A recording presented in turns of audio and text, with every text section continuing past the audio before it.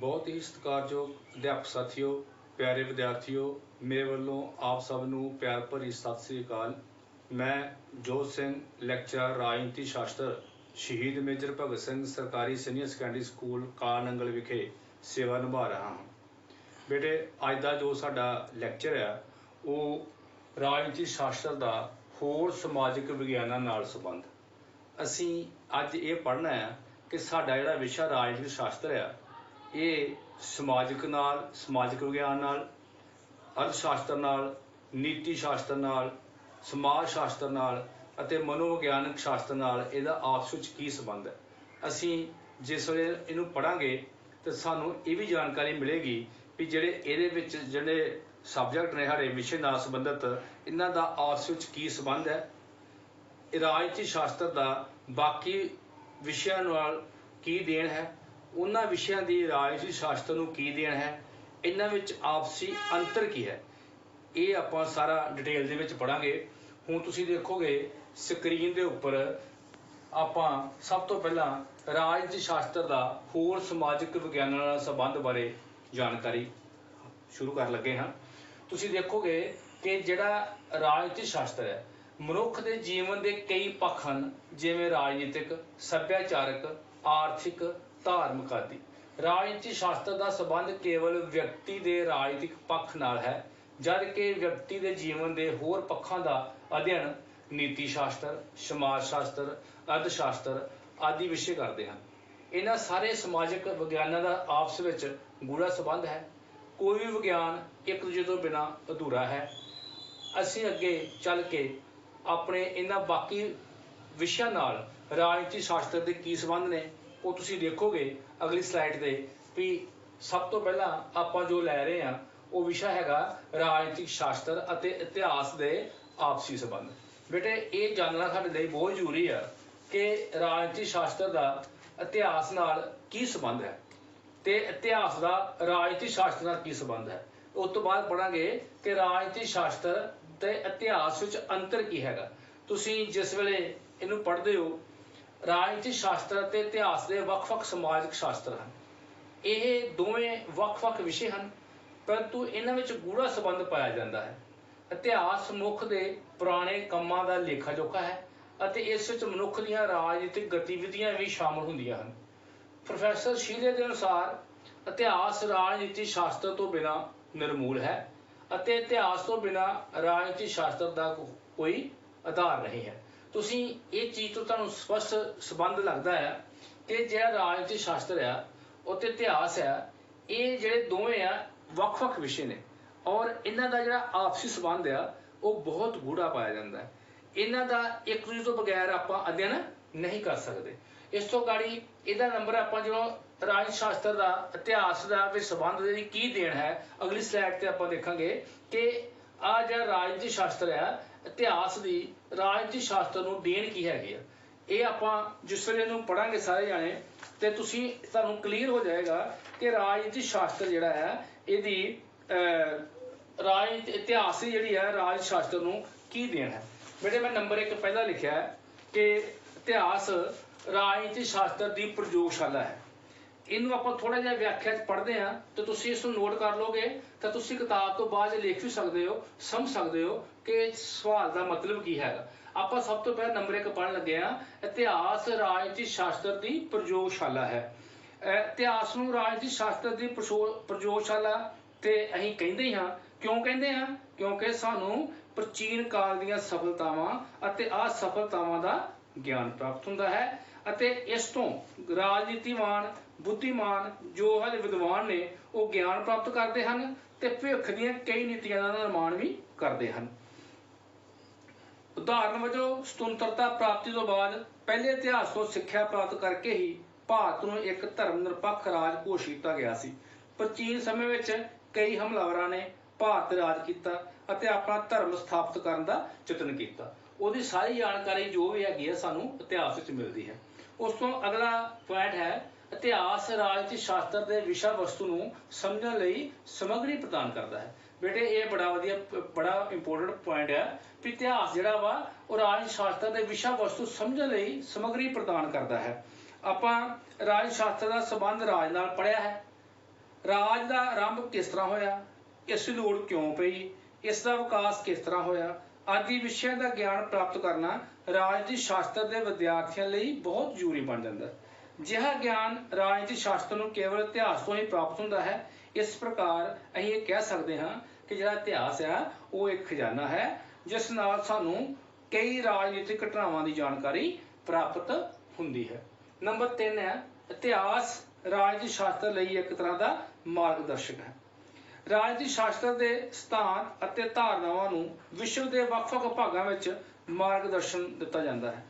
ਕਿਸੇ ਸਿਧਾਂਤ ਦਾ ਮਾਰਗਦਰਸ਼ਨ ਰੂਪ ਹੀ ਉਸ ਦੇ ਗੁਣਾਂ ਅਤੇ ਅਵਗੁਣਾਂ ਦਾ ਠੀਕ ਨਿਰਣਾ ਦੇ ਸਕਦਾ ਹੈ। ਕਿਸੇ ਸਿਧਾਂਤ ਦਾ ਇਹ ਨਿਰਣਾ ਹੋਰ ਲੋਕਾਂ ਲਈ ਕਈ ਪੱਖਾਂ ਤੋਂ ਸਹਾਇਕ ਸਿੱਧ ਹੁੰਦਾ ਹੈ। ਇਤਿਹਾਸ ਹੀ ਰਾਜਨੀਤਿਕ ਸਿਧਾਂਤਾਂ ਦੇ ਨਤੀਜੇ ਦੀ ਜਾਣਕਾਰੀ ਦਿੰਦਾ ਹੈ। ਇਸ ਲਈ ਇਤਿਹਾਸ ਨੂੰ ਰਾਜਨੀਤੀ ਸ਼ਾਸਤਰ ਦੀ ਪ੍ਰਯੋਗਸ਼ਾਲਾ ਮੰਨਿਆ ਜਾਂਦਾ ਹੈ। ਬੇਟੇ ਹੁਣ ਤੁਹਾਨੂੰ ਇਸ ਚੀਜ਼ ਦਾ ਸਮਝ ਲੱਗੀ ਹੋਗੀ ਕਿ ਜਿਹੜਾ ਇਤਿਹਾਸ ਆ ਉਹ ਰਾਜਨੀਤੀ ਸ਼ਾਸਤਰ ਲਈ ਕੀ ਇੱਕ ਮਾਰਗਦਰਸ਼ਕ ਦਾ ਵੀ ਕੰਮ ਕਰਦਾ ਹੈ ਤੇ ਰਾਜ ਸ਼ਾਸਤਰ ਇਤਿਹਾਸ ਨੂੰ ਰਾਜ ਸ਼ਾਸਤਰ ਦੀ ਪ੍ਰਯੋਗਸ਼ਾਲਾ ਵੀ ਕਿਹਾ ਜਾਂਦਾ ਹੈ। ਅਗਲਾ ਪੁਆਇੰਟ ਹੈਗਾ ਸਾਡਾ ਰਾਜਨੀਤਿਕ ਸੰਸਥਾਵਾਂ ਦੀ ਜੜ੍ਹਾਂ ਇਤਿਹਾਸ ਵਿੱਚ ਹਨ।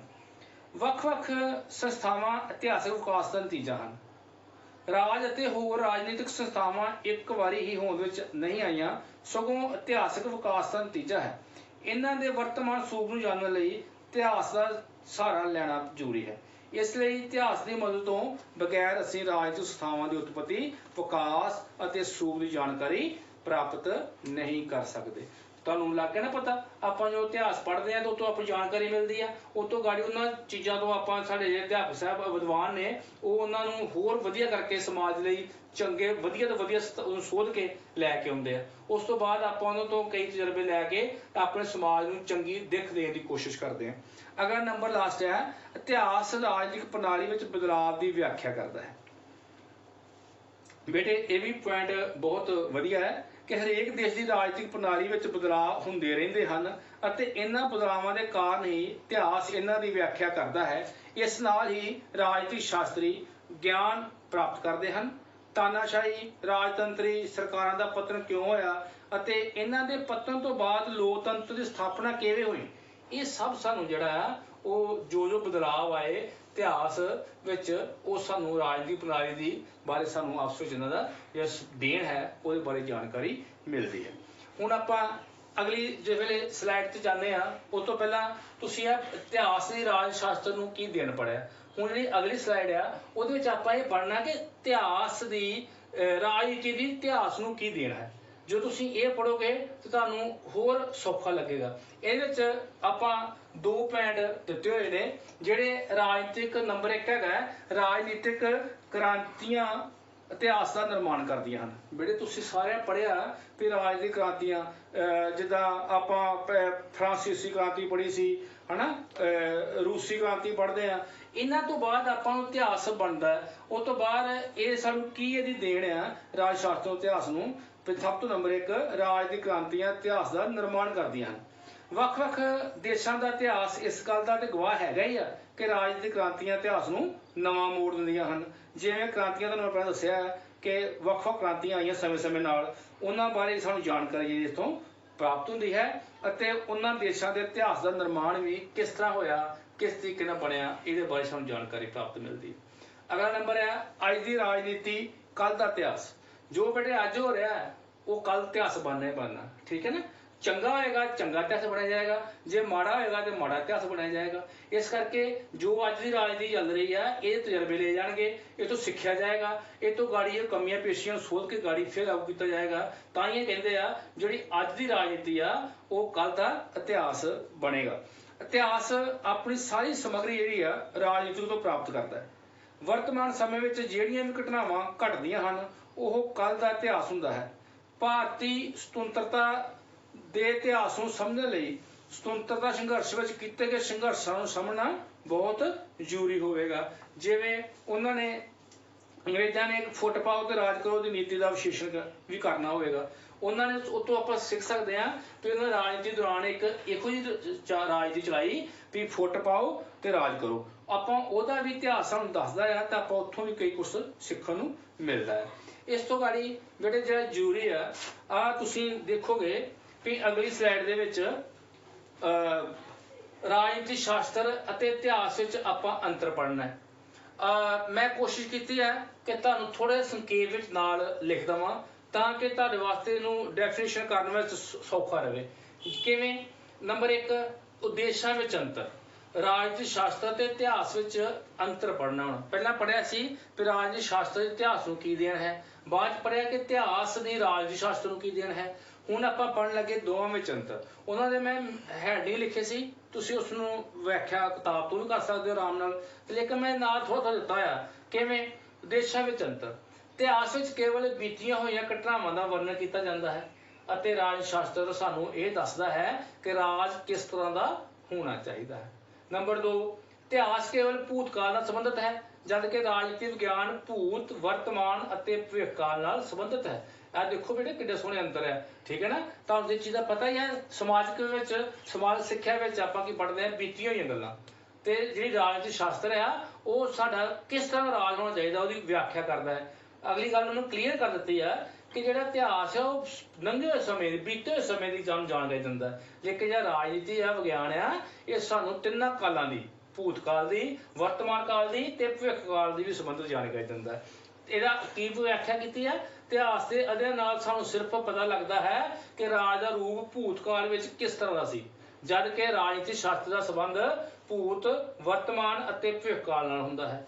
ਅਗਲਾ ਬੇਟੇ ਨੇ ਖੇਤਰ ਵਿੱਚ ਕੀ ਅੰਤਰ ਹੈ? ਰਾਜਨੀਤੀ ਸ਼ਾਸਤਰ ਦਾ ਸੰਬੰਧ ਕੇਵਲ ਮਨੁੱਖ ਦੇ ਰਾਜਨੀਤਿਕ ਜੀਵਨ ਨਾਲ ਹੁੰਦਾ ਹੈ ਜਦ ਕਿ ਇਤਿਹਾਸ ਮਨੁੱਖ ਦੇ ਸੰਪੂਰਨ ਜੀਵਨ ਦੇ ਵਿਕਾਸ ਦੀ ਪੜਚੋਲ ਕਰਦਾ ਹੈ ਅਤੇ ਵਿਸ਼ੇਸ਼ ਸਮੇਂ ਦੀਆਂ ਸਾਰੀਆਂ ਆਰਥਿਕ, ਸਮਾਜਿਕ, ਰਾਜਨੀਤਿਕ, ਸੱਭਿਆਚਾਰਕ ਘਟਨਾਵਾਂ ਆਦਿ ਦਾ ਅਧਿਐਨ ਕਰਦਾ ਹੈ। ਨੰਬਰ ਅਗਲਾ, ਇਤਿਹਾਸ ਅਸਲੀ ਹੈ ਪਰੰਤੂ ਰਾਜਨੀਤੀ ਵਿਗਿਆਨ ਵਿਚਾਰਸ਼ੀਲ ਹੈ। ਦੇਖੋ ਬੇਟੇ ਇਹਦਾ ਵਰਣਨ ਕਿਹਦਾ ਕੀਤਾ ਹੈ? ਇਤਿਹਾਸ ਵਿੱਚ ਕੇਵਲ ਬੀਤ ਚੁੱਕੀਆਂ ਘਟਨਾਵਾਂ ਦਾ ਵਰਣਨ ਕੀਤਾ ਜਾਂਦਾ ਹੈ ਅਤੇ ਰਾਜਨੀਤੀ ਵਿਗਿਆਨ ਵਿੱਚ ਭੂਤਕਾਲ ਵਿੱਚ ਘਟ ਚੁੱਕੀਆਂ ਘਟਨਾਵਾਂ ਦੇ ਆਧਾਰ ਤੇ ਭਵਿੱਖਬਾਣੀ ਕੀਤੀ ਜਾ ਸਕਦੀ ਹੈ। ਠੀਕ ਹੈ, ਇਹ ਕਿਸ ਤਰ੍ਹਾਂ ਦਾ ਹੋਣਾ ਚਾਹੀਦਾ ਹੈ, ਇਹ ਲੋਕਾਂ ਨੂੰ ਇਹਦਾ ਕਿੱਦਾਂ ਫਾਇਦਾ ਮਿਲ ਸਕਦਾ ਹੈ, ਕਿਹੜੀ ਨੀਤੀ ਤਿਆਰ ਕੀਤੀ ਹੈ ਜਿਹਦੇ ਨਾਲ ਨੁਕਸਾਨ ਹੋਇਆ, ਇਹਨੂੰ ਆਪਾਂ ਗਾੜੀ ਕਿਵੇਂ ਭਵਿੱਖ ਵਧੀਆ ਕਰ ਸਕਦੇ ਹਾਂ, ਇਹਦੇ ਬਾਰੇ ਇਹ ਵਿਚਾਰਸ਼ੀਲ। ਇਸ ਤੋਂ ਅਗਲਾ ਪੁਆਇੰਟ ਹੈ ਅਧਿਐਨ ਵਿਧੀਆਂ ਦੇ ਵਿੱਚ ਅੰਤਰ। ਇਤਿਹਾਸ ਅਧਿਐਨ ਵਿਧੀ ਵਿਆਖਿਆਤਮਕ ਹੈ। ਇਤਿਹਾਸ ਵਿੱਚ ਅਜਿਹੀ ਘਟਨਾਵਾਂ ਲਈ ਕੋਈ ਥਾਂ ਨਹੀਂ ਹੈ ਜਿਸ ਵਿੱਚ ਕਿਉਂ ਅਤੇ ਕੀ ਦਾ ਵਰਣਨ ਹੋਵੇ, ਜਦ ਕਿ ਰਾਜਨੀਤੀ ਸ਼ਾਸਤਰ ਵਿੱਚ ਇੱਕ ਵਿਸ਼ੇਸ਼ਣਾਤਮਕ ਅਧਿਐਨ ਹੈ ਜਿਸ ਦੀ ਰਾਜਨੀਤਿਕ ਪ੍ਰਣਾਲੀ ਵਿੱਚ ਆਉਣ ਵਾਲੇ ਬਦਲਾਵਾਂ ਦਾ ਅਧਿਐਨ ਕਰਦਾ ਹੈ। ਤੁਸੀਂ ਬੇਟੇ ਤੋਂ ਸਿੱਖਦੇ ਹੋ ਆਪਣੀ ਜਿੱਦਾਂ ਰਾਜਨੀਤਿਕ ਪ੍ਰਣਾਲੀ ਹੈ, ਆਪਾਂ ਕੋਈ ਰਾਜਨੀਤਿਕ ਦਲ ਅੱਗੇ ਆ ਰਿਹਾ, ਕੋਈ ਪਿੱਛੇ ਜਾ ਰਿਹਾ, ਉਹ ਫਿਰ ਸੋਚਦਾ ਹੈ ਕਿ ਅਸੀਂ ਹਾਰੇ ਕਿਉਂ, ਅਸੀਂ ਕਿਉਂ ਪਿੱਛੇ ਜਾ ਰਹੇ ਹਾਂ, ਫਲਾਣਾ ਕਿਉਂ ਆਇਆ, ਉਹਦੇ ਵਾਸਤੇ ਉਹ ਨਵੀਆਂ ਨੀਤੀਆਂ ਤਿਆਰ ਕਰਦੇ ਆ। ਇਸ ਕਰਕੇ ਇਹ ਜਿਹੜਾ ਤੁਸੀਂ ਅਗਲਾ ਪੁਆਇੰਟ ਪੰਜਵਾਂ ਅਧਿਐਨ ਵਿਧੀਆਂ ਵਿੱਚ ਅੰਤਰ, ਇਹ ਦੋ ਇਤਿਹਾਸ ਦੀ ਜਿਹੜੀ ਅਧਿਐਨ ਆ ਉਹਦੀ ਤਰੀਕਾ ਹੋ ਰਿਹਾ ਤੇ ਜਿਹੜਾ ਰਾਜਨੀਤਿਕ ਸ਼ਾਸਤਰ ਆ ਉਹਦਾ ਵਿਸ਼ਲੇਸ਼ਣਾਤਮਕ ਅਧਿਐਨ ਹੈ ਤੇ ਦੂਜੀ ਦਾ ਵਿਆਖਿਆਤਮਕ ਅਧਿਐਨ ਹੈ। ਅਗਲਾ ਆਪਾਂ ਉਸ ਤੋਂ ਬਾਅਦ ਅਸੀਂ ਪੜ੍ਹ ਲਿਆ ਵੀ ਇਤਿਹਾਸ ਦੀ ਨਾਗਰਿਕ ਸ਼ਾਸਤਰ ਨੂੰ ਕੀ ਦੇਣ ਹੈ, ਨਾਗਰਿਕ ਸ਼ਾਸਤਰ ਦੀ ਇਤਿਹਾਸ ਨੂੰ ਕੀ ਦੇਣ ਹੈ, ਤੇ ਇਸ ਤੋਂ ਬਾਅਦ ਆਪਾਂ ਹੁਣ ਇਹ ਦੋਵਾਂ ਦਾ ਵਿੱਚੋਂ ਅੰਤਰ ਵੀ ਪੜ੍ਹ ਲਿਆ। ਅੰਤਰ ਪੜ੍ਹਨ ਤੋਂ ਬਾਅਦ ਆਪਾਂ ਕਿਸ ਸਿੱਟੇ ਤੇ ਪਹੁੰਚਦੇ ਹਾਂ? ਆਪਾਂ ਇਹ ਸਿੱਟਾ ਦੇਖਦੇ ਹਾਂ ਵੀ ਜਿਹੜੇ ਇਹ ਦੋਵੇਂ ਸਬਜੈਕਟ ਹੈ, ਦੋਨੋਂ ਵਿਸ਼ੇ ਆ, ਇਹ ਬਹੁਤ ਆਪਸ ਵਿੱਚ ਗੂੜਾ ਸੰਬੰਧ ਹੈ। ਸੰਖੇਪ ਵਿੱਚ ਅਸੀਂ ਇਹ ਕਹਿ ਸਕਦੇ ਹਾਂ ਕਿ ਇਤਿਹਾਸ ਅਤੇ ਰਾਜਨੀਤਿਕ ਸ਼ਾਸਤਰ ਵਿੱਚ ਗੂੜਾ ਸੰਬੰਧ ਹੈ। ਬੇਸ਼ੱਕ ਇਹ ਦੋਵੇਂ ਵੱਖ-ਵੱਖ ਵਿਸ਼ੇ ਹਨ ਪਰੰਤੂ ਇਹ ਇੱਕ ਦੂਜੇ ਲਈ ਸਹਾਇਕ ਸਿੱਧ ਹੁੰਦੇ ਹਨ। ਇੱਕ ਦਾ ਅਧਿਐਨ ਦੂਜੇ ਤੋਂ ਬਿਨਾਂ ਅਧੂਰਾ ਹੈ ਪਰੰਤੂ ਇਹ ਦੋਵੇਂ ਸੁਤੰਤਰ ਵਿਸ਼ੇ ਹਨ। ਸੁਤੰਤਰ ਮਤਲਬ ਇਹ ਆਪਸ ਵਿੱਚ ਅਲੱਗ-ਅਲੱਗ ਵਿਸ਼ੇ ਹਨ। ਇਸ ਤੋਂ ਅੱਗੇ ਜਿਹੜਾ ਆਪਾਂ ਰਾਜਨੀਤਿਕ ਸ਼ਾਸਤਰ ਦੀ ਦੇਣ ਹੈ ਉਹ ਆਪਾਂ ਅਰਥ ਸ਼ਾਸਤਰ ਦਾ ਕੀ ਸੰਬੰਧ ਹੈ, ਰਾਜਨੀਤਿਕ ਸ਼ਾਸਤਰ ਦੀ ਅਰਥ ਸ਼ਾਸਤਰ ਨੂੰ ਕੀ ਦੇਣ ਹੈ, ਅਰਥ ਸ਼ਾਸਤਰ ਦੀ ਰਾਜਨੀਤਿਕ ਸ਼ਾਸਤਰ ਨੂੰ ਕੀ ਦੇਣ ਹੈ, ਇਹਨਾਂ ਦੋਵਾਂ ਵਿੱਚ ਕੀ ਅੰਤਰ ਹੈ ਤੇ ਆਪਾਂ ਕਿਸ ਸਿੱਟੇ ਤੇ ਪਹੁੰਚਦੇ ਹਾਂ, ਉਹ ਅਗਲਾ ਹੈ। ਆਪਾਂ ਸਭ ਤੋਂ ਪਹਿਲਾਂ ਸਾਨੂੰ ਇੱਕ ਸਵਾਲ ਪੁੱਛਿਆ ਜਾਂਦਾ ਹੈ ਕਿ ਜਿਹੜਾ ਇਤਿਹਾਸ ਹੈ ਉਹਦਾ ਸੰਬੰਧ ਕਿਹਦੇ ਨਾਲ ਹੈ। ਫਿਰ ਪੁੱਛਿਆ ਜਾਂਦਾ ਕਿ ਰਾਜਨੀਤਿਕ ਸ਼ਾਸਤਰ ਦਾ ਕਿਸ ਨਾਲ ਸੰਬੰਧ ਹੈ, ਅਰਥ ਸ਼ਾਸਤਰ ਦਾ ਕਿਸ ਨਾਲ ਸੰਬੰਧ ਹੈ। ਹੁਣ ਤੁਸੀਂ ਇਹ ਦੇਖੋ ਵੀ ਰਾਜਨੀਤਿਕ ਸ਼ਾਸਤਰ ਅਤੇ ਅਰਥ ਸ਼ਾਸਤਰ ਵਿੱਚ ਗੂੜਾ ਸੰਬੰਧ ਹੈ। ਠੀਕ ਹੈ, ਸ਼ੁਰੂ ਵਿੱਚ ਅਰਥ ਸ਼ਾਸਤਰ ਨੂੰ ਰਾਜਨੀਤਿਕ ਸ਼ਾਸਤਰ ਦਾ ਇਹ ਇੱਕ ਭਾਗ ਮੰਨਿਆ ਜਾਂਦਾ ਸੀ ਪਰੰਤੂ 18ਵੀਂ ਸਦੀ ਵਿੱਚ ਐਡਮ ਸਮਿਥ ਨੇ ਅਰਥ ਸ਼ਾਸਤਰ ਨੂੰ ਇੱਕ ਸੁਤੰਤਰ ਵਿਸ਼ੇ ਦਾ ਰੂਪ ਪ੍ਰਦਾਨ ਕੀਤਾ। ਇਹਨਾਂ ਸੰਬੰਧਾਂ ਦਾ ਵਰਣਨ ਅੱਗੇ ਆਪਾਂ ਗਾੜੀ ਕੀਤਾ ਜਾਂਦਾ ਹੈ। ਤੁਸੀਂ ਇਹ ਚੀਜ਼ ਨੂੰ ਧਿਆਨ ਰੱਖਣਾ ਕਿ ਜਿਹੜਾ ਅਰਥ ਸ਼ਾਸਤਰ ਦਾ ਵਿਸ਼ਾ ਆ ਇਹਦਾ ਸੰਬੰਧ ਪੈਸੇ ਨਾਲ ਹੈ, ਇਹ ਜ਼ਰੂਰ ਆਪਣੇ ਮਨ 'ਚ ਧਿਆਨ ਰੱਖਣਾ। ਹੁਣ ਇਸ ਤੋਂ ਗਾੜੀ ਆਪਾਂ ਅਰਥ ਸ਼ਾਸਤਰ, ਰਾਜ ਸ਼ਾਸਤਰ ਨੂੰ ਕੀ ਦੇਣ ਹੈ, ਉਹਦਾ ਨੰਬਰ ਸਭ ਤੋਂ ਜਿਹੜਾ ਪਹਿਲਾ ਹੈ ਉਹ ਹੈਗਾ ਆਰਥਿਕ ਪ੍ਰਸਥਿਤੀਆਂ ਰਾਜਨੀਤਿਕ ਢਾਂਚੇ ਦੀ ਕਾਰਜਸ਼ੀਲਤਾ ਨੂੰ ਪ੍ਰਭਾਵਿਤ ਕਰਦੀਆਂ ਹਨ। ਬੇਟੇ ਕਿਸੇ ਵੀ ਦੇਸ਼ ਦੀ ਜਿਹੜੀ ਅਰਥ ਵਿਵਸਥਾ ਹੈ ਨਾ, ਉੱਥੋਂ ਦੀ ਸਰਕਾਰ ਦੀਆਂ ਜਿਹੜੀਆਂ ਨੀਤੀਆਂ ਨੂੰ ਪ੍ਰਭਾਵਿਤ ਕਰਦੀ ਹੈ। ਬੇਰੁਜ਼ਗਾਰੀ ਆ, ਗਰੀਬੀ ਆ, ਆਰਥਿਕ ਆ, ਅਸਮਾਨਤਾਵਾਂ ਕਿਸੇ ਵੀ ਰਾਜਨੀਤਿਕ ਢਾਂਚੇ ਦੀ ਸਥਿਰਤਾ ਲਈ ਬਹੁਤ ਵੱਡੇ ਖਤਰੇ ਹੁੰਦੇ ਹਨ, ਕਿਉਂਕਿ ਜਿਹੀ ਸਥਿਤੀ ਹੋਣ ਨਾਲ ਦੇਸ਼ ਵਿੱਚ ਕ੍ਰਾਂਤੀ ਦੀ ਸੰਭਾਵਨਾ ਬਣੀ ਰਹਿੰਦੀ ਹੈ। ਤੁਸੀਂ ਦੇਖਿਆ ਨਾ, ਕਦੀ ਬੇਰੁਜ਼ਗਾਰ ਨਾਰੇ ਲਾ ਰਹੇ ਨੇ, ਕਦੀ ਕੁਛ ਲਾ ਰਹੇ ਨੇ, ਪਰ ਜੇਕਰ ਇਹੋ ਸਮੂਹਿਕ ਤੌਰ ਤੇ ਇਕੱਠੇ ਹੋਏ ਨਾ ਤਾਂ ਦੇਸ਼ ਲਈ ਕਿੰਨੀ ਤਗੜੀ ਪ੍ਰੋਬਲਮ ਖੜੀ ਹੋ ਜਾਂਦੀ ਹੈ। ਇਸ ਕਰਕੇ ਇਸ ਖਤਰੇ ਨੂੰ ਦੂਰ ਕਰਨ ਲਈ ਵੀ ਦੇਸ਼ ਦੀ ਆਰਥਿਕ ਵਿਵਸਥਾ ਦਾ ਸ਼ਕਤੀਸ਼ਾਲੀ ਹੋਣਾ ਬਹੁਤ ਜ਼ਰੂਰੀ ਹੈ। ਅਗਲਾ, ਆਰਥਿਕ ਸਥਿਤੀ ਵਿਅਕਤੀਆਂ ਦੀ ਰਾਜਨੀਤਿਕ ਦਸ਼ਾ ਨੂੰ ਪ੍ਰਭਾਵਿਤ ਕਰਦੀ ਹੈ। ਬੇਟੇ ਅਗਲਾ ਪੁਆਇੰਟ ਬਹੁਤ ਵਧੀਆ ਹੈ ਕਿ ਗਰੀਬੀ ਜਿਹੜੀ ਆ ਉਹਦੇ ਨਾਲ ਦੇਸ਼ ਦੀ ਜਿਹੜੀ ਮੁੱਖ ਸਮੱਸਿਆ ਜਿਹੜੀ ਆ ਉਹਨੂੰ ਹੋਰ ਗੰਭੀਰ ਕਰ ਦਿੰਦੀ ਹੈ। ਗਰੀਬੀ ਜਿਹੜੀ ਆ ਗਰੀਬ ਵਿਅਕਤੀਆਂ ਨੂੰ ਰਾਜਨੀਤਿਕ ਗਤੀਵਿਧੀਆਂ ਵਿੱਚ ਭਾਗ ਨਹੀਂ ਲੈਣ ਦਿੰਦੀ, ਕਿਉਂਕਿ ਗਰੀਬ ਵਿਅਕਤੀ ਵਿੱਚ ਤਾਂ ਰਾਜਨੀਤਿਕ ਲਈ ਉਦਾਸੀਨਤਾ ਦੀ ਭਾਵਨਾ ਪਾਈ ਜਾਂਦੀ ਹੈ। ਉਹ ਤਾਂ ਸੋਚਦਾ ਹੈ ਕਿ ਮੇਰੇ ਕੋਲ ਟਾਈਮ ਹੀ ਨਹੀਂ ਹੈਗਾ, ਮੇਰੇ ਕੋਲ ਪੈਸਾ ਹੀ ਨਹੀਂ ਆ, ਉਹ ਕਿਸੇ ਪਾਸੇ ਵੀ ਨਹੀਂ ਜਾ ਸਕਦਾ, ਉਹ ਰਾਜਨੀਤਿਕ ਗਤੀਵਿਧੀਆਂ ਵਿੱਚ ਭਾਗ ਹੀ ਨਹੀਂ ਲੈਂਦਾ। ਉਸ ਦਾ ਮੁੱਖ ਉਦੇਸ਼ ਆਪਣੀਆਂ ਜ਼ਰੂਰਤਾਂ ਨੂੰ ਹੀ ਪੂਰਾ ਕਰਨਾ ਹੁੰਦਾ ਹੈ। ਜਿਹੜਾ ਇਹ ਅਗਲਾ ਇਸ ਤੋਂ ਅਗਲਾ ਪੁਆਇੰਟ ਹੈ, ਲੋਕਤੰਤਰ ਦੀ ਸਫਲਤਾ ਲਈ ਜ਼ਰੂਰੀ। ਅੱਜ ਸਾਰੇ ਵਿਸ਼ਵ ਵਿੱਚ ਲੋਕਤੰਤਰ ਦਾ ਬੋਲਬਾਲਾ ਹੈ। ਲੋਕਤੰਤਰ ਨੂੰ ਵਰਤਮਾਨ ਦੀ ਸਭ ਤੋਂ ਚੰਗੀ ਸਰਕਾਰ ਮੰਨਿਆ ਜਾਂਦਾ ਹੈ। ਅਸੀਂ ਪੜ੍ਹਦੇ ਹਾਂ ਨਾ ਵੀ ਵਰਤਮਾਨ ਲੋਕਤੰਤਰ ਦਾ ਭਵਿੱਖ ਕੀ ਹੈ, ਅਸੀਂ ਕਹਿੰਦੇ ਉਜਵਲ ਹੈ, ਲਿਖਦੇ ਹਾਂ, ਤੇ ਸਭ ਤੋਂ ਚੰਗੀ ਸਰਕਾਰ ਜਿਹੜੀ ਲੋਕਤੰਤਰ ਦੀ ਹੈ ਵਰਤਮਾਨ ਦੀ ਲੋਕਤੰਤਰ ਮੰਨਿਆ ਜਾਂਦਾ ਹੈ। ਪਰੰਤੂ ਉਸ ਦੇਸ਼ ਵਿੱਚ ਹੀ ਲੋਕਤੰਤਰ ਨੂੰ ਸਫਲਤਾ ਪ੍ਰਾਪਤ ਹੁੰਦੀ ਹੈ ਜਿਸ ਦੇਸ਼ ਦੀ ਆਰਥਿਕ ਸਥਿਤੀ ਬਹੁਤ ਚੰਗੀ ਹੁੰਦੀ ਹੈ, ਕਿਉਂਕਿ ਆਰਥਿਕ ਪੱਖ ਤੋਂ ਅਮੀਰ ਦੇਸ਼ਾਂ ਦੇ ਲੋਕ ਹੀ ਰਾਜਨੀਤਿਕ ਗਤੀਵਿਧੀਆਂ ਵਿੱਚ ਵੱਧ ਚੜ੍ਹ ਕੇ ਭਾਗ ਲੈਂਦੇ ਹਨ। ਅਗਲਾ ਹੈ ਕਿ ਰਾਜਨੀਤਿਕ ਵਿਚਾਰਧਾਰਾ ਆਰਥਿਕ ਅਵਸਥਾ ਤੋਂ ਪ੍ਰਭਾਵਿਤ ਹੁੰਦੀਆਂ ਹਨ। ਬੇਟੇ ਤੁਸੀਂ ਪੜ੍ਹਿਆ, ਆਪਾਂ ਕਾਰਲ ਮਾਰਕਸ ਵੀ ਪੜ੍ਹਿਆ, ਸਾਰੇ ਸਮਾਜਵਾਦ ਪੜ੍ਹਿਆ, ਸਾਮਵਾਦ, ਰਾਜਨੀਤੀ, ਇਹ ਵਿਅਕਤੀਵਾਦ, ਇਹ ਜਿੰਨੇ ਸਾਰੇ ਵਿਚਾਰਧਾਰਾ ਨੇ ਆਪਾਂ ਸਾਰਾ ਇਹ ਆਰਥਿਕ ਦਾ ਆਰਥਿਕ ਤੋਂ ਪ੍ਰਭਾਵਿਤ ਨੇ ਸਾਰੀਆਂ। ਇਹਨਾਂ ਸਾਰੀਆਂ ਵਿਚਾਰਧਾਵਾਂ ਜਿਹੜਾ ਅਧਿਐਨ ਕਰਨ ਨਾਲ ਇਹ ਪਤਾ ਲੱਗਦਾ ਸਾਨੂੰ ਕਿ ਸਾਰੀਆਂ ਵਿਚਾਰਧਾਵਾਂ ਆਰਥਿਕ ਅਵਸਥਾ ਤੋਂ ਪ੍ਰਭਾਵਿਤ ਹੁੰਦੀਆਂ ਹਨ। ਵਿਅਕਤੀਵਾਦ ਦੇ ਸਮਰਥਕਾਂ ਦਾ ਵਿਚਾਰ ਹੈ ਕਿ ਆਰਥਿਕ ਖੇਤਰ ਵਿੱਚ ਰਾਜ ਦੀ ਦਖਲਅੰਦਾਜ਼ੀ ਨਹੀਂ ਹੋਣੀ ਚਾਹੀਦੀ, ਤੇ ਸਾਮਵਾਦ ਦਾ ਪੁੱਤ ਕੀ ਸੀ ਭਲਾ ਕਿ ਮੁੱਖ ਆਧਾਰ ਆਰਥਿਕ ਹੈ ਭਾਵੇਂ ਕਿ ਰਾਜਨੀਤਿਕ ਵਿਚਾਰਧਾਰਾ ਹੈ। ਇਸ ਪ੍ਰਕਾਰ ਸਾਮਰਾਜਵਾਦ, ਸਮਾਜਵਾਦ, ਬਸਤੀਵਾਦ ਆਦਿ ਜਿਹੜੇ ਰਾਜਨੀਤਿਕ ਵਿਚਾਰਧਾਰਾਵਾਂ ਹਨ, ਇਹਨਾਂ ਦਾ ਸਰੂਪ ਜਿਹੜਾ ਕੀ ਹੋ ਗਿਆ ਹੁਣ ਆਰਥਿਕ ਹੈ। ਵਰਤਮਾਨ ਯੁੱਗ ਦੇ ਰਾਜ ਨੂੰ ਅਰਥ ਸ਼ਾਸਤਰ ਦੀ ਮਦਦ ਦੀ ਲੋੜ ਹੈ। ਅਗਲਾ ਪੁਆਇੰਟ ਕੀ ਹੈ, ਵਰਤਮਾਨ ਯੁੱਗ ਦੇ ਰਾਜ ਨੂੰ ਅਰਥ ਸ਼ਾਸਤਰ ਦੀ ਮਦਦ ਦੀ ਲੋੜ ਹੈ।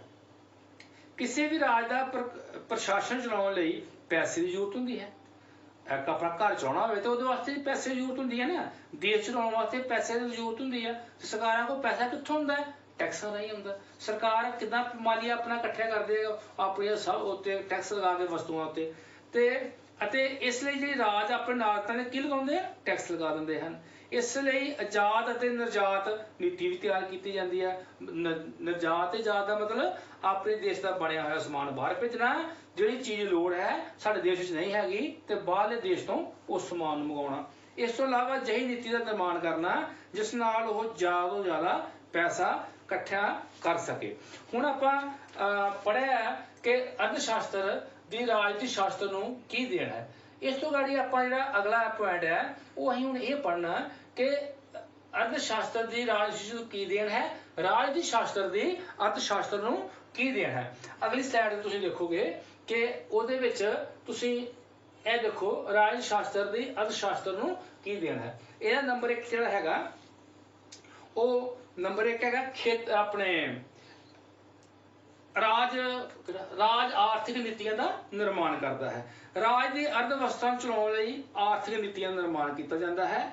ਉਦਾਹਰਨ ਵਜੋਂ ਆਜ਼ਾਦ ਅਤੇ ਨਾਜਾਇਜ਼ ਨੀਤੀ ਤੋਂ ਦੱਸਿਆ ਮੈਂ ਪਹਿਲਾਂ, ਉਦਯੋਗ ਨੀਤੀ ਤਿਆਰ ਕੀਤੀ ਜਾਂਦੀ ਹੈ, ਕਰ ਨੀਤੀ, ਟੈਕਸਾਂ ਬਾਰੇ, ਬੈਂਕਾਂ ਨੀਤੀਆਂ ਤਿਆਰ ਕੀਤੀਆਂ ਜਾਂਦੀਆਂ ਹਨ ਤਾਂ ਕਿ ਦੇਸ਼ ਦੀ ਵੱਧ ਤੋਂ ਵੱਧ ਆਰਥਿਕ ਹਾਲਤ ਸੁਧਰ ਸਕੇ। ਵੱਧ ਤੋਂ ਵੱਧ ਟੈਕਸ ਲਾ ਕੇ ਲੋਕਾਂ ਨੂੰ ਰਾਹਤ ਵੀ ਮਿਲੇ ਤੇ ਸਰਕਾਰ ਨੂੰ ਪੈਸਾ ਵੀ ਆਵੇ। ਇਸ ਤਰੀਕੇ ਨਾਲ ਯੋਜਨਾਵਾਂ ਤਿਆਰ ਕੀਤੀਆਂ ਜਾਂਦੀਆਂ ਹਨ। ਅਗਲਾ ਹੈਗਾ ਆਰਥਿਕ ਢਾਂਚਾ ਰਾਜ ਦੇ ਕਾਨੂੰਨਾਂ ਦੁਆਰਾ ਨਿਯੰਤਰਿਤ ਹੁੰਦਾ ਹੈ। ਅਰਥ ਸ਼ਾਸਤਰ ਦਾ ਜਿਹੜਾ ਮੁੱਖ ਸਿਧਾਂਤ ਹੈ ਬੇਟੇ ਪੈਸੇ ਦੇ ਉਤਪਾਦਨ ਨਾਲ, ਜੇ ਤੁਹਾਨੂੰ ਮੈਂ ਦੱਸਿਆ, ਤੇ ਇਹਦਾ ਰਾਜ ਉਤਪਾਦਨ ਦੇ ਸਾਧਨਾਂ ਨਾਲ ਸੰਬੰਧਿਤ स्वामित्व की नीति निश्चित करता है। कई बार आर्थिक मंदी के दौर में जरूरी वस्तुओं का मुल निश्चित कर दिए जाते हैं।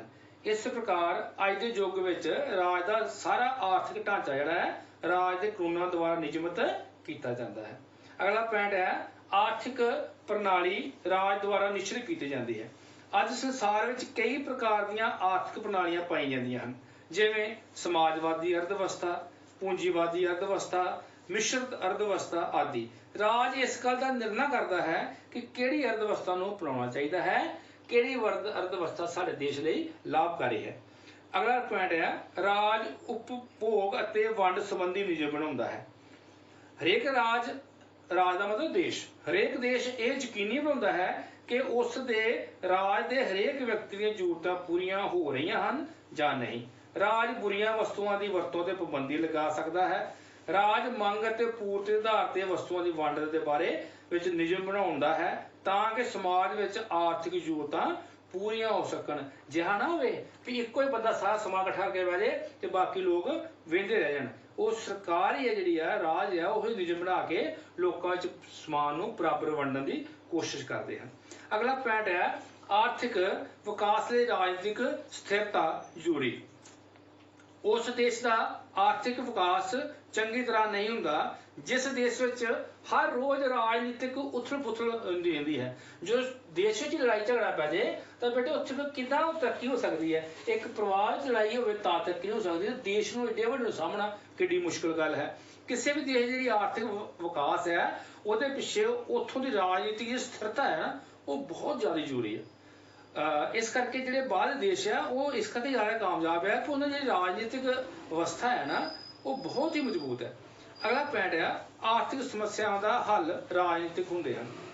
हरेक तरह के आर्थिक झगड़े जिवें तनख्वाहां, सेवा शर्तां विच सुधार संबंधी झगड़े, मालकां ते मजदूरां दे झगड़े, नौकरियां ना मिलने झगड़े, मुल्लां विच वाधे दे झगड़े, कई आदि ये झगड़े पैदा हो जाते हैं। इहदा जिहड़ा सारी समस्या का हल है वो राजनीतिक हुंदा है।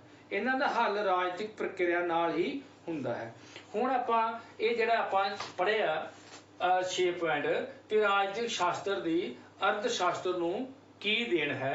इस करके तुसीं यह पढ़िआ कि इस तो बाद आपां बेटे इहदे विच राजशास्त्र ते अर्थशास्त्र नूं विच अंतर पढ़ना है। अगली स्लाइड तुसीं देखोगे कि अंतरां दे विच मैं थोड़ा बहुत लिख के दिता है तां कि तुहाडे वास्ते सौखा प्रश्न बन जाए कि राजनीतिक शास्त्र ते अर्थशास्त्र विच अंतर। खेतर विच अंतर। अर्थशास्त्र आर्थिक तत्तां का अध्ययन करता है जबकि राजनीतिक शास्त्र राजनीतिक स्वरूप के तत्तां अते कई गैर राजनीतिक तत्तां का अध्ययन करता है। हुण देखो ना खेतर थोड़ा अलग हो गया। अगे विषय वस्तु विच अंतर। राजनीतिक शास्त्र राज ते सरकार दोहां का अध्ययन करता है। राजनीतिक शास्त्र राज का भी अध्ययन करता है, सरकार का भी अध्ययन करता है, उत्थों के रहने वाले लोगों का भी, वो लोगों द्वारा की जाने वाली राजनीतिक गतिविधियों का अध्ययन करता है। जबकि अर्थशास्त्र उत्पादन, उपभोग, वंड आदि का अध्ययन करता है। अध्ययन विधि में अंतर। अर्थशास्त्र का संबंध अंकड़ियां नाल हुंदा है, पैसे नाल हुंदा है, गिनती मिनती का हुंदा है, जिसका अध्ययन विज्ञानिक विधियां द्वारा किया जाता है। जबकि राजनीतिक शास्त्र का अध्ययन सरकार दी किस्मां, राजनीतिक घटनावां नाल हुंदा है। अगला पॉइंट है 4 नंबर अर्थशास्त्र दी भविष्यवाणी ठीक साबित हुंदी है। राजनीतिक अर्थशास्त्र की भविष्यवाणी ठीक साबित हुंदी है, राजनीतिक शास्त्र की नहीं। अर्थशास्त्र के अंकड़े जो दसते हैं वो ज़्यादातर सही साबित होंगे हैं, परंतु राजनीतिक शास्त्र व्यक्तियों के राजनीतिक व्यवहार उसके गतिविधियों नाल संबंधित होंदा है जिहड़ियां बदलदियां रहिंदियां हन। समझ रहे गल नूं? आदमी अज सरकार कुछ कर रही है, कल कुछ कर रही है, पिछों कुछ हो रहा है। इस करके सरकारां जिहड़ियां स्थिर नहीं आ, उन्हां दी गतिविधियों विच बदलाव लगातार बनिया रहिंदा है। इस करके अगला इन्हां नूं आपां पढ़न तो बाद सिट्टे ते पहुंचते हैं। हुण आपां सिट्टा बेटे सब लगभग याद जो कर लेना, एक ही तरह का है कि आपां कह सकते हैं कि अर्थशास्त्र राजशास्त्र विच दोवें जाने गूढ़ा संबंध कह लो, जिस पहला पढ़िया सी, एक दूसरे के सहयोगी होंदे हैं, ये भी एक सुतंत्र विषय हैं। मतलब गूढ़ा संबंध है जो सुतंत्र विषय हैं, इन्हां विच आपस विच गूढ़े संबंध पाए जाते हैं। इस करके बेटे अगला जिहड़ा पॉइंट हैगा वो हैगा कि ਰਾਜਨੀਤੀ ਸ਼ਾਸਤਰ ਅਤੇ ਸਮਾਜ ਸ਼ਾਸਤਰ। ਤੁਸੀਂ ਨੂੰ ਮੈਂ ਕੋਸ਼ਿਸ਼ ਕਰਾਂਗਾ ਕਿ ਤੁਹਾਡਾ ਕੁਝ ਮਿੰਟਾਂ 'ਚ ਐਸੇ ਲੈਕਚਰ ਜਿਹੜਾ ਖਤਮ ਹੋ ਜਾਵੇ। ਸਮਾਜ ਸ਼ਾਸਤਰ ਦਾ ਸੰਬੰਧ ਸਮਾਜ ਨਾਲ ਹੁੰਦਾ ਹੈ। ਵਿਅਕਤੀ ਦੇ ਸਮਾਜਿਕ ਜੀਵਨ ਦੇ ਹਰੇਕ ਪੱਖ ਦਾ ਅਧਿਐਨ ਸਮਾਜ ਸ਼ਾਸਤਰ ਵਿੱਚ ਕੀਤਾ ਜਾਂਦਾ ਹੈ। ਸਮਾਜ ਸ਼ਾਸਤਰ ਸਭ ਤੋਂ ਪੁਰਾਣਾ ਸਮਾਜ ਦਾ ਵਿਗਿਆਨ ਹੈ। ਪ੍ਰੋਫੈਸਰ ਮੈਕੁਆਇਰ ਦੇ ਅਨੁਸਾਰ ਸਮਾਜ ਮਨੁੱਖੀ ਸੰਬੰਧਾਂ ਦਾ ਤਾਣਾ ਬਾਣਾ ਹੈ ਅਤੇ ਸਮਾਜ ਸ਼ਾਸਤਰ ਇੱਕ ਅਜਿਹਾ ਵਿਸ਼ਾ ਹੈ ਜਿਹੜਾ ਸਮਾਜ ਦੇ ਅਧਿਐਨ ਨਾਲ ਸੰਬੰਧਿਤ ਹੈ। ਆਓ ਅੱਗੇ ਇਸ ਤੋਂ ਬਾਅਦ ਆਪਾਂ ਫਿਰ ਪੜ੍ਹਦੇ ਹਾਂ ਕਿ ਰਾਜਨੀਤੀ ਸ਼ਾਸਤਰ ਦੀ ਇਸ ਨੂੰ ਕੀ ਦੇਣ ਹੈ ਤੇ ਸਮਾਜ ਸ਼ਾਸਤਰ ਦੀ ਰਾਜਨੀਤੀ ਸ਼ਾਸਤਰ ਨੂੰ ਕੀ ਦੇਣ ਹੈ। ਸਮਾਜ ਸ਼ਾਸਤਰ ਸਮਾਜਿਕ ਨੰਬਰ 1 ਹੈਗਾ ਸਮਾਜਿਕ ਸਥਿਤੀਆਂ ਰਾਜਨੀਤਿਕ ਸੰਗਠਨਾਂ ਨੂੰ ਪ੍ਰਭਾਵਿਤ ਕਰਦੀਆਂ ਹਨ। ਰਾਜਨੀਤਿਕ ਸੰਗਠਨ ਇੱਕ ਸਮਾਜਿਕ ਵਾਤਾਵਰਣ ਵਿੱਚ ਕੰਮ ਕਰਦੇ ਹਨ। ਜਾਤੀ, ਧਰਮ, ਵੰਸ਼ ਵਰਗੇ ਸਮਾਜਿਕ ਤੱਤ ਇਹਨਾਂ ਨੂੰ ਪ੍ਰਭਾਵਿਤ ਕਰਦੇ ਹਨ ਕਿਉਂਕਿ ਕੋਈ ਵੀ ਸੰਗਠਨ ਪੁੱਤਰ ਜਿਹੜੇ ਥਾਂ ਤੇ ਕੰਮ ਨਹੀਂ ਕਰ ਸਕਦਾ। ਵਿਕਸਿਤ ਸਮਾਜਾਂ ਵਿੱਚ ਰਾਜਨੀਤਿਕ ਸੰਗਠਨ ਕਾਰਜ ਕੁਸ਼ਲਤਾ ਨਾਲ ਆਪਣੇ ਕੰਮ ਕਰਦੇ ਹਨ। ਰਾਜ ਸਮਾਜ ਦਾ ਇੱਕ ਹੀ ਭਾਗ ਹੈ। ਅਗਲਾ ਪੁਆਇੰਟ ਕੀ ਹੈ? ਰਾਜ ਸਮਾਜ ਦਾ ਇੱਕ ਹੀ ਭਾਗ ਹੈ। ਸ਼ੁਰੂ ਵਿੱਚ ਰਾਜ ਇੱਕ ਸਮਾਜਿਕ ਸੰਸਥਾ ਸੀ ਕਿਉਂਕਿ ਰਾਜ ਤੇ ਸਮਾਜਿਕ ਵਿੱਚ ਅੰਤਰ ਨਹੀਂ ਕੀਤਾ ਜਾਂਦਾ ਸੀ। ਮਨੁੱਖ ਦੇ ਜੀਵਨ ਨੂੰ ਨਿਯੰਤਰਣ ਕਰਨ ਲਈ ਜਦੋਂ ਕਿਸੇ ਰਾਜਨੀਤਿਕ ਸੰਗਠਨ ਦੀ ਜ਼ਰੂਰਤ ਮਹਿਸੂਸ ਹੋਈ ਤਾਂ ਰਾਜ ਦੀ ਸਥਾਪਨਾ ਕੀਤੀ ਗਈ। ਰਾਜ ਦਾ ਵਿਕਾਸ ਸਮਾਜ ਵਿੱਚ ਹੀ ਕੀਤਾ ਗਿਆ। ਇਸ ਕਾਰਨ ਰਾਜ ਨੂੰ ਸਮਾਜ ਦਾ ਇੱਕ ਭਾਗ ਮੰਨਿਆ ਜਾਂਦਾ ਹੈ। ਰਾਜਨੀਤਿਕ ਵਿਚਾਰਧਾਰਾ ਨੂੰ ਸਮਝਣ ਵਿੱਚ ਮਦਦ ਕਰਦਾ ਹੈ। ਅਗਲਾ ਪੁਆਇੰਟ ਕੀ ਹੈ? ਰਾਜਨੀਤਿਕ ਵਿਚਾਰਧਾਰਾ ਨੂੰ ਸਮਝਣ ਵਿੱਚ ਮਦਦ ਕਰਦਾ ਹੈ। ਅੱਜ ਦੇ ਯੁੱਗ ਵਿੱਚ ਕਈ ਨਵੀਆਂ ਵਿਚਾਰਧਾਰਾਵਾਂ ਜਨਮ ਲੈਂਦੀਆਂ ਹਨ। ਹਰੇਕ ਵਿਚਾਰਧਾਰਾ ਦੀ ਹੋਂਦ ਵਿੱਚ ਆਉਣ ਦਾ ਮੁੱਖ ਕਾਰਨ ਉਸ ਸਮੇਂ ਦੀ ਆਰਥਿਕ, ਸਮਾਜਿਕ ਤੇ ਰਾਜਨੀਤਿਕ ਸਥਿਤੀਆਂ ਹੁੰਦੀਆਂ ਹਨ। ਅਗਲਾ ਬੇਟੇ ਪੁਆਇੰਟ ਹੈ ਸਮਾਜ ਸ਼ਾਸਤਰ ਰਾਜਨੀਤੀ ਸ਼ਾਸਤਰ ਨੂੰ ਵਡਮੁੱਲੀ ਸਮੱਗਰੀ ਪ੍ਰਦਾਨ ਕਰਦਾ ਹੈ। ਰਾਜ ਸ਼ਾਸਤਰ ਨੂੰ ਆਪਣੀ ਅਧਿਐਨ ਸਮੱਗਰੀ ਸਮਾਜ ਸ਼ਾਸਤਰ ਤੋਂ ਪ੍ਰਾਪਤ ਹੁੰਦੀ ਹੈ। ਸਮਾਜ ਸ਼ਾਸਤਰ ਰਾਜਨੀਤੀ ਸ਼ਾਸਤਰ ਨੂੰ ਰਾਜ ਦੀ ਉਤਪਤੀ, ਉਸ ਦੇ ਵਿਕਾਸ, ਉਸ ਦੇ ਰਾਜਨੀਤਿਕ ਸੰਗਠਨ, ਲੋਕਾਂ ਅਤੇ ਸਮਾਜਿਕ ਸਮੂਹਾਂ ਦੇ ਨਾਲ ਸੰਬੰਧਾਂ ਦਾ ਗਿਆਨ ਹੀ ਪ੍ਰਦਾਨ ਕਰਦੀ ਹੈ। ਪੰਜਵਾਂ ਪੁਆਇੰਟ ਹੈ ਸਮਾਜਿਕ ਰੀਤੀ ਰਿਵਾਜ ਰਾਜ ਦੇ ਕਾਨੂੰਨ ਦਾ ਆਧਾਰ ਹੁੰਦਾ ਹੈ। ਸਮਾਜਿਕ ਹਰੇਕ ਸਮਾਜ ਵਿੱਚ ਰੀਤੀ ਰਿਵਾਜ ਤੇ ਕੁਝ ਪਰੰਪਰਾਵਾਂ ਪ੍ਰਚਲਿਤ ਹੁੰਦੀਆਂ ਹਨ। ਇਹ ਰੀਤੀ ਰਿਵਾਜ ਧਰਮ, ਸ਼ਿਸ਼ਟਾਚਾਰ, ਨੈਤਿਕਤਾ ਨਾਲ ਸੰਬੰਧਿਤ ਹੁੰਦੇ ਹਨ। ਰਾਜ ਕਾਨੂੰਨਾਂ ਨਿਰਮਾਣ ਕਰਦੇ ਸਮੇਂ ਇਹਨਾਂ ਨੀਤੀ ਰਿਵਾਜਾਂ ਦਾ ਪੂਰਾ ਧਿਆਨ ਰੱਖਦਾ ਹੈ ਕਿਉਂਕਿ ਲੋਕ ਉਹਨਾਂ ਕਾਨੂੰਨਾਂ ਦਾ ਪਾਲਣ ਨਹੀਂ ਕਰਦੇ ਜਿਹੜੇ ਉਹਨਾਂ ਦੀ ਰਾਜਨੀਤੀ ਰੀਤੀ ਰਿਵਾਜਾਂ ਦੇ ਵਿਰੁੱਧ ਹੁੰਦੇ ਹਨ। ਅਗਲਾ ਬੇਟੇ ਆਪਾਂ ਪੜ੍ਹਨਾ ਹੈ ਕਿ ਰਾਜਨੀਤੀ ਸ਼ਾਸਤਰ ਦੀ ਸਮਾਜ ਸ਼ਾਸਤਰ ਨੂੰ ਕੀ ਦੇਣ ਹੈ। ਅੱਗੇ ਪੜ੍ਹਿਆ ਹੋਇਆ ਸਮਾਜ ਸ਼ਾਸਤਰ ਦੀ, ਹੁਣ ਰਾਜ ਸ਼ਾਸਤਰ ਦੀ ਉਹਦੀ ਰਾਜਨੀਤੀ ਸ਼ਾਸਤਰ ਨੂੰ ਕੀ ਦੇਣ ਹੈ। ਨੰਬਰ 1 ਸਮਾਜਿਕ ਬੁਰਾਈਆਂ ਦਾ ਅੰਤ। ਹਰੇਕ ਸਮਾਜ ਵਿੱਚ ਕਈ ਤਰ੍ਹਾਂ ਦੀਆਂ ਬੇਟੇ ਸਮਾਜਿਕ ਬੁਰਾਈਆਂ ਪਾਈਆਂ ਜਾਂਦੀਆਂ। ਸਾਡੇ ਸਮਾਜ ਵਿੱਚ ਬਹੁਤ ਜ਼ਿਆਦੀਆਂ ਜਿਵੇਂ ਦਹੇਜ ਪ੍ਰਥਾ ਸੀ, ਛੂਆ ਛੂਤ ਹੈ, ਸਤੀ ਪ੍ਰਥਾ ਹੁੰਦੀ ਸੀ, ਕੰਨਿਆ ਮਤਲਬ ਵੀ ਭਰੂਣ ਹੱਤਿਆ ਕਰ ਦੇਣੀ ਆਦਿ। ਇਹਨਾਂ ਨੂੰ ਰਾਜ ਕਾਨੂੰਨਾਂ ਦੁਆਰਾ ਖਤਮ ਕਰਦਾ ਹੈ। ਰਾਜ ਕਿੰਨਾ ਕਾਨੂੰਨ ਹੁੰਦਾ ਨਾ, ਸਖਤ ਬਣਾਉਂਦਾ ਵੀ ਜੇਕਰ ਕੋਈ ਇੱਦਾਂ ਕੀਤਾ ਤਾਂ ਸਜ਼ਾ ਹੋ ਜਾਏਗੀ। ਜੇਕਰ ਇਹਨਾਂ ਸਮਾਜਿਕ ਬੁਰਾਈਆਂ ਦਾ ਅੰਤ ਨਾ ਕੀਤਾ ਜਾਵੇ ਤਾਂ ਸਮਾਜ ਵਿੱਚ ਅਰਾਜਕਤਾ ਫੈ ਜਾਵੇਗੀ, ਹਨੇਰ ਪੈ ਜਾਵੇਗਾ। ਜਿਸकी ਲਾਠੀ ਉਸकी ਭੈਂਸ ਹੋ ਜਾਏਗੀ। ਜਿਹੜਾ ਜ਼ੋਰ ਵਾਲਾ ਹੋਏਗਾ ਉਹਦੇ 36 ਵੀ 100। ਮਤਲਬ ਵੀ ਮਾੜਾ ਤੇ ਬਹੁਤ ਤਰ੍ਹਾਂ ਆਪਣਾ ਜੀਵਨ ਸਹੀ ਢੰਗ ਨਾਲ ਬਤੀਤ ਨਹੀਂ ਕਰ ਸਕਦਾ ਤੇ ਬਹੁਤ ਸਮਾਜਿਕ ਜਿਹੜੀ ਬੁਰਾਈ ਦਾ ਅੰਤ ਆ ਉਹ ਰਾਜ ਕਾਨੂੰਨ ਬਣਾ ਕੇ ਕਰਦਾ ਹੈ। ਰਾਜ ਸੰਬੰਧੀ ਜਾਣਕਾਰੀ ਪ੍ਰਦਾਨ ਕਰਦਾ ਹੈ। ਅਗਲਾ ਕੀ ਹੈ? ਰਾਜਨੀਤੀ ਸ਼ਾਸਤਰ ਦਾ ਸੰਬੰਧੀ ਜਾਣਕਾਰੀ ਪ੍ਰਦਾਨ ਕਰਦਾ ਹੈ। ਰਾਜ ਕੀ ਹੈ ਅਤੇ ਰਾਜ ਦੇ ਕੀ ਉਦੇਸ਼ ਹਨ, ਰਾਜ ਦੇ ਵਿਅਕਤੀ ਵਿੱਚ ਕੀ ਸੰਬੰਧ ਹਨ, ਇਹਨਾਂ ਸਾਰੇ ਵਿਸ਼ਿਆਂ ਦਾ ਗਿਆਨ ਰਾਜਨੀਤੀ ਸ਼ਾਸਤਰ ਤੋਂ ਪ੍ਰਾਪਤ ਹੁੰਦਾ ਹੈ। ਅੱਗੇ ਅਗਲਾ ਪੁਆਇੰਟ ਹੈਗਾ ਸਮਾਜਿਕ ਜੀਵਨ ਰਾਜ ਦੁਆਰਾ ਨਿਯੰਤਰਣ ਅਤੇ ਨਿਯਮਿਤ ਹੁੰਦਾ ਹੈ। ਜੇਕਰ ਰਾਜ ਨਾ ਹੋਵੇ ਤਾਂ ਚੰਗਾ ਸਮਾਜਿਕ ਜੀਵਨ ਯਕੀਨੀ ਨਹੀਂ ਹੋ ਸਕਦਾ। ਰਾਜ ਸਮਾਜ ਦੇ ਸੰਗਠਨ ਤੋਂ ਨਿਯੰਤਰਣ ਕਰਦਾ ਹੈ। ਰਾਜ ਦੇ ਕਾਨੂੰਨ ਖੁਸ਼ਹਾਲ ਸਮਾਜਿਕ ਜੀਵਨ ਨੂੰ ਸੰਭਵ ਬਣਾਉਂਦੇ ਹਨ। ਅਗਲਾ ਪੁਆਇੰਟ ਹੈ ਸਮਾਜਿਕ ਸਮੂਹਾਂ ਅਤੇ ਸਮਾਜਿਕ ਸੰਸਥਾਵਾਂ ਨੂੰ ਰਾਜ ਸਥਾਪਿਤ ਕਰਦਾ ਹੈ। ਰਾਜ ਦੀ ਇੱਛਾ ਨਾਲ ਕਿਸੇ ਵੀ ਸਮਾਜ ਵਿੱਚ ਸਮਾਜਿਕ ਸਮੂਹ ਅਤੇ ਸਮਾਜਿਕ ਸੰਸਥਾਵਾਂ ਦੀ ਹੋਂਦ ਹੁੰਦੀ ਹੈ।